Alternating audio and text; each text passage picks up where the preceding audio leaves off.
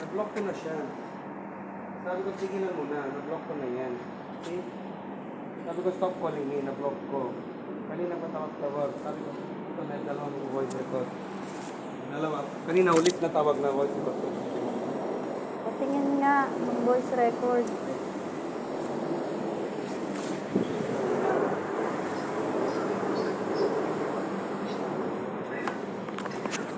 Bakit mo?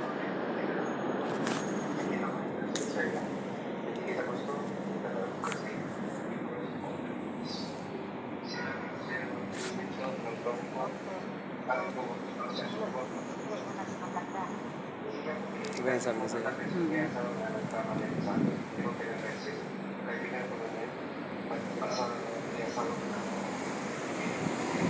Lagi mo siya lagi ka rin silang babae.